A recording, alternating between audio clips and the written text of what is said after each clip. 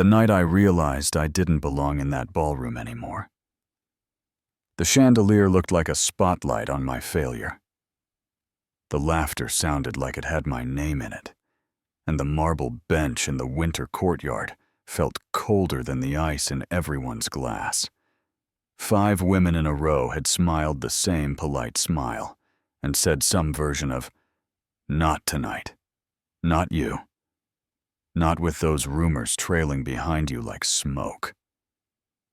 I loosened my tie, stared at the reflection of too much crystal in the fountain, and tried to remember what it felt like to be the man. People crossed a room to meet. Then a cart squeaked, a gray uniform stopped, and a woman asked the one question no one had thought to ask me in months. "Are you okay?" Her name tag said Ava Collins.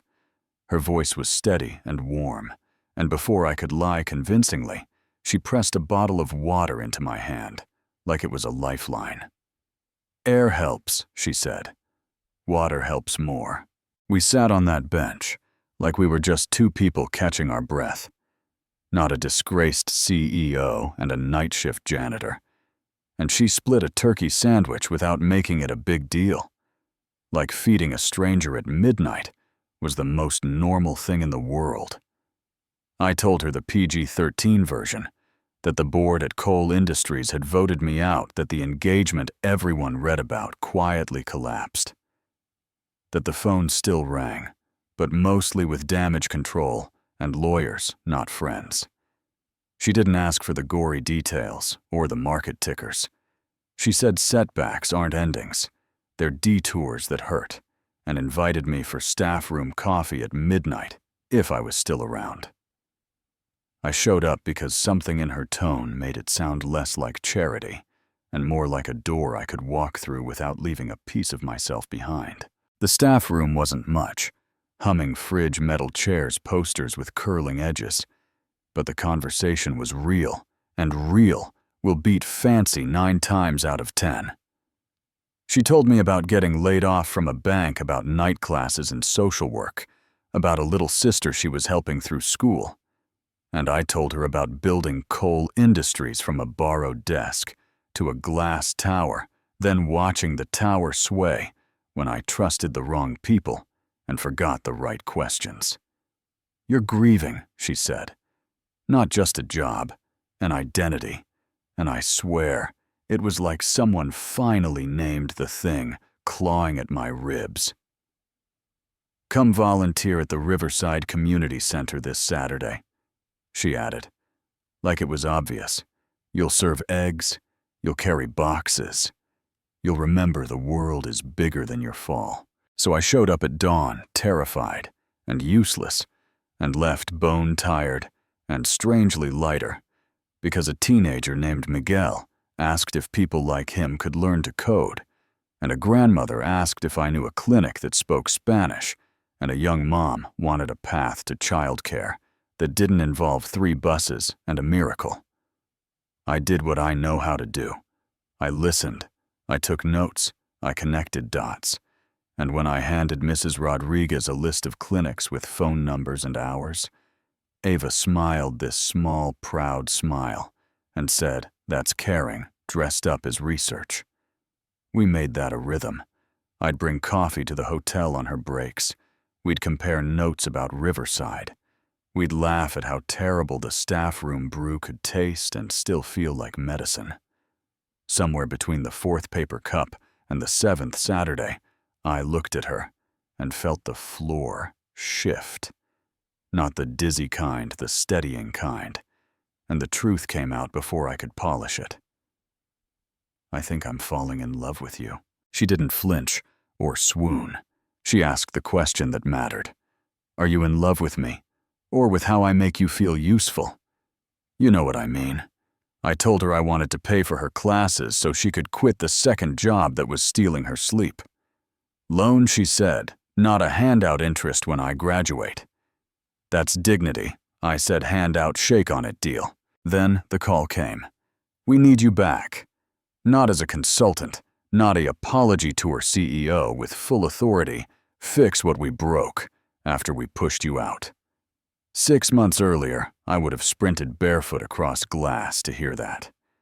Now I was sitting on Ava's second-hand couch, with her plants and textbooks and cheap lamplight, wondering if the man who could build a company that didn't eat its people alive was still living in me. "What do you want?" she asked, eyes steady, voice softer than anything I'd heard in the ballroom. "I want leverage that counts." I said the kind you can use on behalf of real lives. Living wages, childcare that doesn't bankrupt a floor worker. Tuition pipelines from Riverside to entry-level roles. Products that don't torch the future. Can you do that without losing yourself again? Not alone. I said I'll need you in my ear, saying, "Hey, hero, this isn't about your brand. It's about people." So I went to the board with a spine I didn't have last year. "You want me," I said. "You put it in writing. 2 years full control. Profit-sharing community partnerships, sustainable tech, even if it dents the next 2 quarters. The chair stared like I'd asked to redecorate with dynamite, then nodded once. 2 years. Don't make us regret it. The day I raised the minimum wage by 30%. The old guard muttered, "We're not a non-profit." And I said we're not a meat grinder either. Productivity went up. Sick days went down. Turnover softened.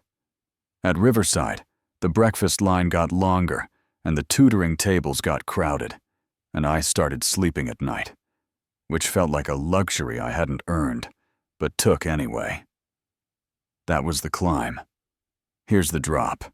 I asked Ava to move in, not into the penthouse, into a modest place by the park where we could walk to the center. She kissed me, then pulled back and asked the one question I'd been avoiding. "What haven't you told me?" I told her the scale, not the headlines. Cole Industries isn't a small shop when I left. I was worth about 50 million.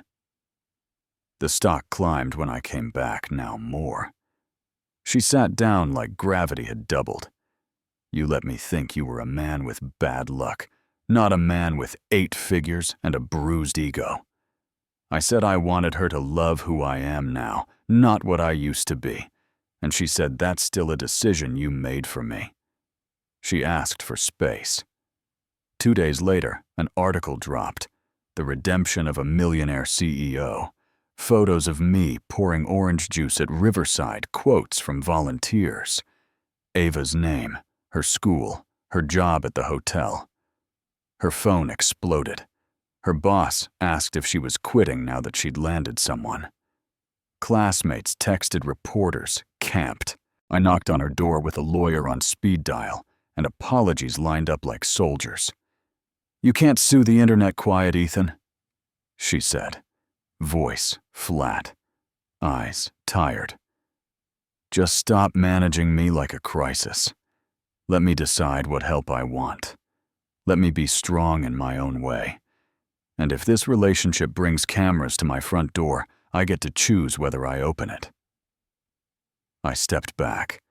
And if you've never had to step back from the person you love when every cell is screaming, "Fix it," trust me, it feels like learning to walk again.